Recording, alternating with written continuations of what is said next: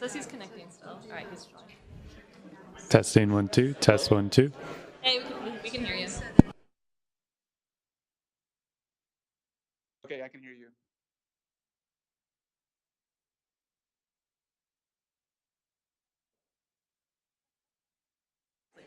Bye, Isaac.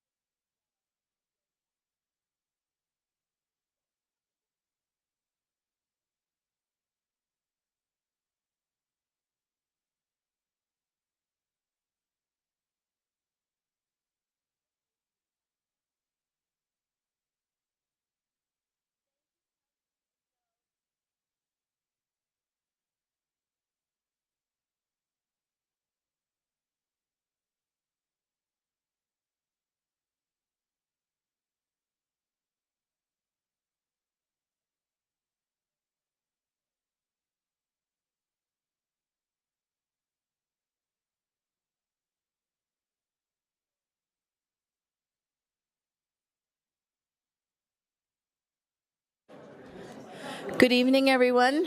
If I could ask you to please take your seats. We have a study session to get going on at 6:05, but I'll go ahead and call the study session to order. We have one item on our agenda this evening, the discussion and presentation on micro mobility and an update. And we have Stephanie Bubenheim. I got you right. Ooh. You got it right. I used to get you and Sydney confused all the time, but now you're in separate departments. So now I have Stephanie and Sydney. Stephanie Bubenheim. Thanks, Dave. Hi, good evening, everyone, and Mayor and Council. Tonight, I'm going to talk about the Micromobility Pilot Program. This is a pilot program that has been going on for about 2 years, and we've gone to study sessions a couple times, so just bringing this back to go over all of the data, what we've been reviewing. Again, my name is Stephanie Bubenheim. I'm a transportation planner with the town. And just to kind of go over micromobility as a whole to kind of hone in on what we're talking about tonight. So micromobility is, the pilot program is mostly talked about as the Bird electric scooters that everyone's seeing that's parked out on the streets. So micromobility is actually a little bit more than just the scooter share. It covers bikes. Those could be docked or dockless, and those are electric bikes, but it's really defined as transportation that covers short distances. And it can be lightweight. It's usually a single person vehicle, so one person riding, such as the bicycles and the scooters. And the pilot program was originally created in 2019. It kind of felt like a lot of scooters were kind of just dumped in the town, and there wasn't really an order of what's going on. So the town went and created a program to try and work with the private companies and work with providing the new service so we could be business friendly and also assess the safety risks at the same time while learning about the technology and also the business model so that we could look at the data and see if it's a program that works for the town. So tonight, while I present this to you, there's a couple options to consider as we move forward and bring this back to council again. So we could either continue the pilot program, extend it again for gathering more data, eliminate the pilot status and create a permanent program, and this would require updating program and code language. And then the other option is to end the program. So this would remove the program from the town and remove the companies from working with the town. This would also be bringing back to council because there are municipal code requirements for the micromobility devices that are outside of just the rented scooters. So there are a lot of privately owned devices that cover a wide spectrum of the scooters or the bikes that people are riding out there as well. But for the pilot program itself that we've worked with, so initially Bird and Lime became operating in the town without the program, so council gave direction in 2018 to look over the program and create some options. In January of 2019, we did a survey that asked a couple questions about electric devices and electric charging stations. From that survey, we got a lot of responses. About 44.5% of people wanted to have the electric scooters, and 53% said that they would use the e-scooters. So we took that, created the pilot program in March of 2019, and then in June, Bird and Lime entered into our temporary license agreements. In 2020, in the spring, is when COVID happened, so that shut down the programs. The businesses at the time removed their own scooters just because of what was happening out in the world. But in the summer, Bird did resume the program with limited operations, and Lime did not resume. So we have a small amount of data from Lime back in that time. And then in September, we did bring this to the council, and we're requested to have an extension just to gather more data because we didn't really have too much because of COVID. So in spring of 2021, we saw ridership increasing, and we continued to evaluate the data.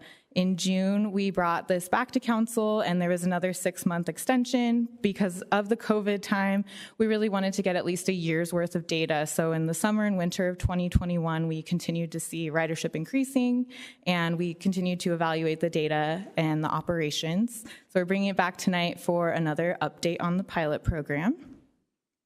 And then I wanted to go over the pilot program just in general to remind everyone of what the requirements are. So currently we don't have any fleet size limitations, so we don't have any limits on number of companies or the number of how many devices they can put out into the right-of-way. And then fleet management, just to make sure that they're in good working order.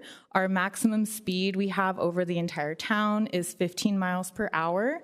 So the electric devices typically can go up to 20, but we limit it to 15. And then we have dense pedestrian areas, which I'll show in another slide, that have max speed of 10 miles per hour. So we call those slow speed zones. And then for obstructions, just generally not to have them parked in any loading zones or blocking any ADA access or any driveways or building entrances. We have some requirements on parking and spacing. So at bus stops, no more than 2 devices can be parked per company. And then just staging out within the right-of-way, we try to direct, at least in the Heritage District, there are some called parking loading zones that we ask that the company stage their scooters. So we ask that have no more than 4 per company and then stage them every 150 feet apart so that we're not having like 10 scooters parked in a row. And then this municipal code has some provisions as well. So this is outside of the program. So these are covered under the rented and privately owned devices. So currently where you can ride a bird scooter or any micromobility device is on any sidewalk, on a multi-use path, and on any street that is 25 miles per hour or less. Some prohibited areas that you cannot ride these devices are anywhere that has a sign. So a good example of this is the parking structures in downtown. In any designated bicycle lane at the moment, so the scooter devices and electric bicycles are not permitted to ride in bicycle lanes. And then on any street that's posted at over 25 miles per hour. So I'm going to go in the data so you have a little bit more interesting information. So this is a good heat map kind of showing a lot of ridership that we've received from Bird. So the top left heat red area is the downtown. To the east of that is going to be Freestone Park, so we see a lot of ridership there. And then further south is the right across from City Hall, so that Gilbert Town Square area. What's not on this map is the Santan Mall. We also see a lot of ridership in that area. For the Bird app, these are taken directly off of the Bird app. So when you open it to start a ride, it'll show you the slow speed zone. So on the left-hand side, you can see this is the downtown area. So everything in red is a slow speed zone, so the devices don't go over 10 miles per hour. The red line that's to the left of that map is the pedestrian bridge. So that also has a speed limit of 10 miles per hour. And then in the mall, the Santan Village Parkway and Williamsfield Road both have a 10 mile per hour slow speed zone. There are a couple no ride, no parking zones, and these are in the downtown core area. So again, these are, they're screenshots directly from the app. So when you ride a device into that area, it'll beep at you and it'll start to slow down, and you have to manually push yourself out of that area for it to start up again, and it'll give you a notification on your phone that you're in that area, so you can't stop your ride until you get out of that. So the 2 rectangles are the parking structures, and then within the core area, you could say, of the downtown along Gilbert Road is where there's also a no ride zone. For the data, what we've been gathering from Bird is ridership per month. So at the bottom left is our Bird ridership. Since we started in 2020 is in blue, so we're seeing about 100 to maybe 500 rides a month in 2020. In 2021, we saw a huge ridership increase all the way up to 2,749 rides per month in November. And we're seeing from the graph, it kind of fluctuates in the cooler months. And so in the spring and in the fall, more likely to see a lot more people out, a lot more rides. And we've seen just continued ridership in 2022. What we're also seeing is the average trip duration is about 21 minutes. So it's telling us that people are actually out taking full trips, trying to get from one destination to the next, instead of kind of just seeing what the scooter is and where they can go. The average miles traveled is about 2.2 miles. And then we saw total rides in 2021 was 21,500. We also looked at average daily rides per each day of the week. As expected, Saturday and Sundays have a higher ridership, but we also wanted to look at how many devices are out on a given day. So this data was taken from 60 days. It was December 2021 and January 2022. So we saw the maximum number of Bird devices out at any given day was 97, but the average that's deployed per day is about 65. And then this 2021 ridership, wanted to show this heat map as well. So again, that heat map showing the downtown as that major red area. The further southeast portion is the Santan Mall. Wanted to show rides starting, so we're taking all of the rides from Gilbert in 21 starting, and then the picture on the right is all of that are ending. Wanted to call out that we're seeing rides ending in Chandler, we're seeing them end in Mesa and Tempe. So we're seeing people start rides in Gilbert and then traveling outside of the city and ending them in other cities. And then just to kind of narrow in on the downtown area, again, ride starts are on the left and ride ends are on the right. So what we're seeing is people are starting the rides. They're usually, the scooters are usually set up in core areas where they're seeing a lot of ridership, but we're seeing rides end in neighborhoods, and it's kind of just showing us that people are using these as a mode of transportation to try and get from one point to another. And then for crashes and complaints, we've been gathering complaints off of Gilbert 311, off of emails, and off of phone calls. So since the program started in April of 2019, we've had a total of 19 complaints.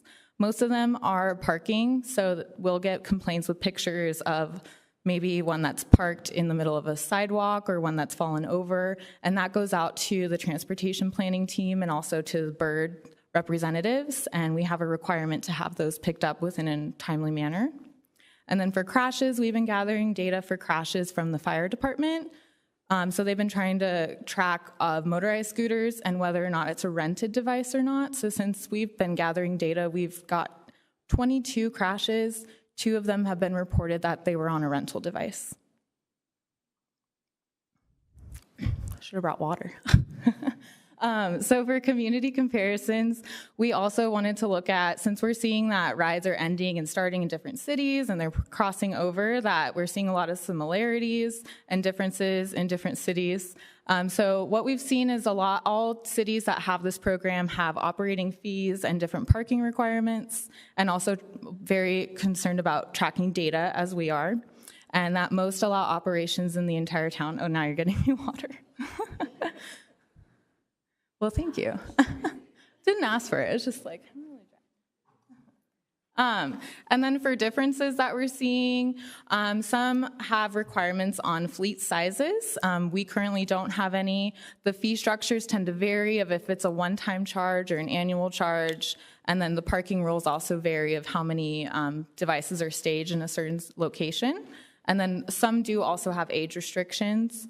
And then one of the larger similar differences is the bike lane requirement. So we currently do not allow riding in the bike lanes, but most cities surrounding us do permit riding devices within the bike lanes. So that goes on to my next slide. So looking at this, we looked at Gilbert, Scottsdale, Tempe, Peoria, Phoenix, Mesa, Chandler, and Surprise. Of those, right now, Peoria and Surprise do not have active programs, but wanted to kind of separate where scooters currently can ride and micromobility devices as a whole. So we looked at sidewalks, bike lanes, roadways, and then trails and multi-use paths. So pretty similar to all other cities and towns in the nearing jurisdictions for sidewalks.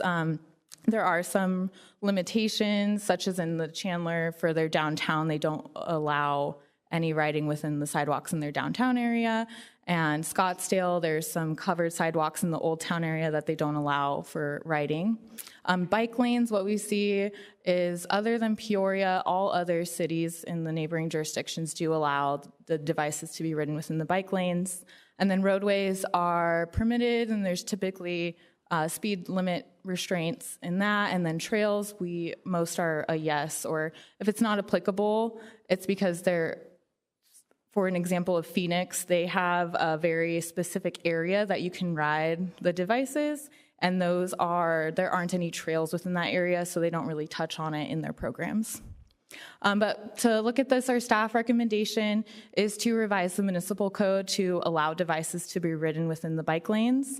So we've been talking about this with the police department and the fire department, and it's really just to promote the consistency with the neighboring jurisdictions, and also treating micromobility devices like bicycles. So if a bicycle can ride within a certain area, to treat the devices, the electric bicycles and the electric scooters and all the other devices that are starting to come out, treating them as bicycles as well. So staff recommendation for tonight is to recommend, based on all the data that we've seen a a lot of higher ridership than we expected. We've seen a lot of crossing between different jurisdictions, and we haven't seen as many crashes as we kind of expected to be reported. That doesn't mean that crashes aren't happening. It means that they're not necessarily being reported, but we do recommend to create a permanent program. This would require us to come back to the council to update the program language and to update the municipal code. And then we'd also like to recommend to allow devices to be ridden within the bike lanes. To just touch on some items that the pilot program would explore if it becomes a permanent program would be our fee structure. So we've kind of been tracking what all the other cities currently require for fees. And then also the max number of devices. We look into potentially having a restriction on how many per company if we're going to make it a permanent program. And then in the future, we're going to come back again to talk about micromobility as a whole. Just because outside of the rented devices, we're seeing a lot more privately owned devices, and we're seeing a lot more devices coming out of the woodwork, I would say, of all these different styles. Try to put some pictures on here to kind of show, but we just want to be current with emerging technology and to make sure that our codes are up to date and that we're adequately defining all of these different devices. So that'll be another future council meeting. But that's my whole presentation. So if we have any questions, I can go over them, and then I can go back to any slides as well. Thank you, Stephanie. Any questions for Stephanie? Councilmember Kaprowski? Yes, thank you, Stephanie and Mayor. I have some concerns about, you mentioned that the Bird scooters have a maximum speed limit of 15 miles per hour. And so then with the new staff recommendation to have them be allowed to use bike lanes, I guess I have some concern about the speed differential on our 40 mile per hour or greater roadways. What went into that consideration? Thank you, Mayor and Councilmember Kaprowski. It's a good question, and we've talked about that at length internally as well. So it's more of the consistency of regulating the devices, much like bicycles, and that bicycles are currently allowed in bicycle lanes. They're also allowed on sidewalks, so it would still be permitting the ridership on sidewalks, so at that point it would kind of be a personal preference of where you'd like to ride. There are a couple cities that do have limitations on, like, after a certain mile per hour roadway that you can't ride within. So we could always look into that further as we're going through and trying to decide what would be best suited. But it is more for the consistency of treating them as where bicycles can ride. Okay, I have another question. You mentioned that some other of the neighboring jurisdictions or other jurisdictions in the area had age restrictions on the use of the devices.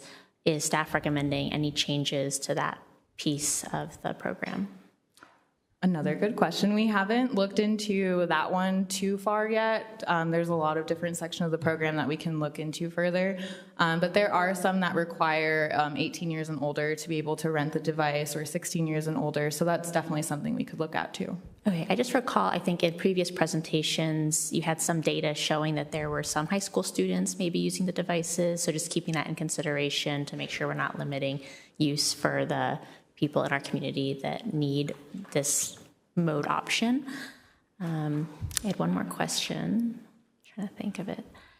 I think the last slide kind of answered this. You said that you're going to come back to us with some discussion about other potential code changes based on personal ownership of similar devices. And I just wanted to ask a question about whether any of the code changes that might come with making this program permanent, whether those would apply to privately owned devices, or would they be addressed separately? Yeah, so anything that would cover rented and private devices would have to be in the municipal code. So that's why I was kind of trying to explain the program versus the municipal code in my presentation, because it gets kind of confusing at times. But anything that's in the pilot program or the permanent program will be specifically for the private companies that rent the devices. And then anything that's covered under privately owned would have to be under the municipal code. So we want to make sure that we're covering all of our bases as all the new technologies are moving forward. So that's why we would want to come back. So the municipal code changes are going to be presented to us later and incorporate that evaluation of those private devices as well? Mm-hmm. Correct. Thank you. Questions, Councilmember? Thanks, Mayor. I'm wondering if we've received any data from the other cities that are allowing the scooters to be in the bike lanes when it comes to accidents. The fact that we have such a low number and we don't allow them within the bike lanes may be a data point we want to look at before we make our final decision. So if you don't have that now, maybe when you bring it back, we could take a look at that. And I believe you were talking about an option to limit the total number within a community, and I'm assuming that would be per company, or is it total for all companies? Or is that what you're asking us to tell you? So Mayor Peterson, Councilmember Tilke. So I'll answer the second question first. So we've noticed that a couple different jurisdictions around have a limit per company. There is an option. We have the ability, because it's a program that we're setting up, we could do a limit per just in general of max number of devices. And then that would have to be, if there's multiple companies coming in, we'd have to navigate how many per company to make that work. But it's optional, I guess, is the answer, is that we could do it per company or just per device for a cap. And then we could also have a maximum number of companies too, because there's an option to do like an RFP to go out and only want like a certain number of companies, like 2 companies can come in, and then we would go through the process of picking those 2 companies. I think that in this particular case, and I'm a proponent or an opponent of the scooters, but Bird has been the company that has stepped up and worked with us through the entire process and been our pilot program and provides us good data. I don't know if it's always fair if they've done all the work and then we'll just open it up to anybody else who now can come in after they've done the work for us, but I would like to restrict the total number within our community. And it should be a high enough number that's reasonable, but I'm not sure how that fits into how many. So I guess I would start with the total number allowed within the community, and then if we need to, go down to the next level, how many companies we could have that conversation. Yeah, and then to your first question about the data on neighboring jurisdictions, when we were discussing this with the police department, they had the same questions. So we did try to go out and seek data from the cities that do allow in the bike lanes currently. So we reached out to, I think it was Mesa, Tempe, Tempe, and Chandler. We're finding that it's actually kind of difficult to get data. So some cities are tracking it in their own ways. So it doesn't necessarily mean that an accident was on a bike lane or on a sidewalk. But just as a whole for micromobility, it's difficult to track the data at the moment because it doesn't have, like ADOT has certain crash data for pedestrians and bicycles, and there's not really an option for micromobility. It doesn't really fall into a category or its own category yet. So we are finding that it's difficult to find that, but it is a good question that the police department also had. Mayor, just one last comment. I prefer not allowing them in the bike lanes because when you look at the areas that are currently being used, there's plenty of area for them to not be out on the main street in a bike lane. So that's just my opinion. Vice Mayor. Well, to an earlier point that Councilmember Tilke made, I don't know if the total number is sort of self-regulating in an aspect. I wouldn't imagine companies these are assets that they have to maintain and then replace when they kind of reach their useful life. So I don't know if, they kind of control, how many they have out there in circulation, just because they kind of know what the demand is too. I mean, we're taking data, they're giving us that data, but it's going to be a function of how many people are using them. And then I just had a quick question. Do these companies take some of these out of circulation during the summer months? So just automatically? Yeah, I can answer that. So Bird is actually here tonight as a representative if they want to kind of talk about the model as a whole. But from what we've seen, because we have access to a portal of data that we can look at any time of the day to see how many scooters are out and where they're actually parked. So there's like a threshold of how many are getting rented during each day of the week that they kind of monitor and remove certain scooters. And then when it's cooler months, when there's more ridership, they put out more scooters. So in the report that I attached it for the study session item, we did try to track like the range that they're having out each week, and it can range from like 20 devices up to, like I said, the 97. So we haven't really seen it go over 100 too many times with this company so far. But it's a business model of don't want to put too many out and they're not being used. Yeah. So if Bird wants to talk about that more, I'm sure they have their business model. And I just had one more question. I don't know if we could get some of that data presented in a different way. I know you had the just kind of dashboard metrics of 2.1 miles being kind of the average, but I know you had the heat map too that showed, some of these are winding up in other communities, but if they're concentrated in the areas that were red, those cities are more than 2 miles away. So I just didn't know, if we could have, that broken out into different ways instead of average, which is maybe not as useful as a data point as maybe a median, I don't know, but just some different ways to look at the data. Yeah. Any other comments or questions for Stephanie? Stephanie, I love consistency, so I like the idea of us being consistent with the cities and towns around us, but the accidents cause me pause on that. So I would like to see that data before I would decide whether or not I would want to be able to be allowed in the bike lanes. I can see people pretty much do what they want anyway in a lot of cases, right? They're kind of free to do what they would like, and I see the scooters everywhere. I passed one in my neighborhood today, just dropped on the ground, and I live near Freestone Park, so it makes sense it would be in the heat map area. But I'm curious to see how that data comes out, if we can find out what the other cities and towns are seeing for accidents in those areas. And I understand that it might be hard to track, and maybe it'll encourage them to start tracking it on their own also when we have other cities and towns talking about it. So thank you for the presentation. Great job. I see no other hands up. So we appreciate your time.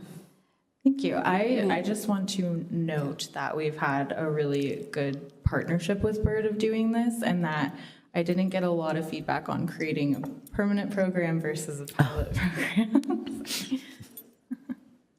Thank you, Stephanie. Any comments on that? Councilmember Kaprowski. I would support transitioning this program from a pilot program to a permanent program with reconsideration of allowing the scooters only in bike lanes on roadways 35 miles per hour or less. That was very specific. Thank you. Councilmember Tilke, I saw you reach. I was going to make sure we answered that question for her, so thank you for reminding us. I'm willing to take a look at that position with more data on anything you can get on the crashes and bike lanes. Okay. Thumbs up from Councilmember Anderson. I think it's time for us to transition from the pilot program, so I'm interested to see how we can move forward with that. I would most likely consider limiting the number of companies and the number of scooters allowed. And thank you to Bird for the relationship that we've had with them since we started this pilot program.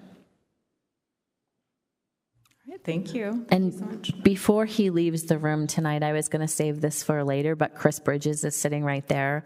And so Chris is leaving us. Thursday is technically his last day with the town of Gilbert, and I wanted to wish him well, and I know that we will see him again because we were working for another West Valley city. He's a combination of charm and wit and intelligence and competency all rolled up into one, and you will be missed greatly, Chris. Thank you, Mayor and Council. This was like the first thing that I started working on when I got here. It's been an adventure for sure, but I do appreciate my time with Gilbert. This has not been an easy decision, except for Patrick made it a little easier on me. He's promised pizza every week. I didn't get the pizza. There you go. But the reality is the housing market, we ended up buying a house where we could buy a house after 7 tries. And we did end up in the city of Goodyear. And so my new office location will be 5 minutes from my house instead of an hour. But I do want to just thank everybody at the town. They've been wonderful. I've been trying to reach out to everybody as much as possible beforehand. But thank you, Mayor, for the kind words, and I really appreciate the opportunity here. I've appreciated working with you, Chris. Thank you. Thank you. Okay, we will go ahead and adjourn our study session and give us about a 2-minute break, and we'll move into our regular meeting.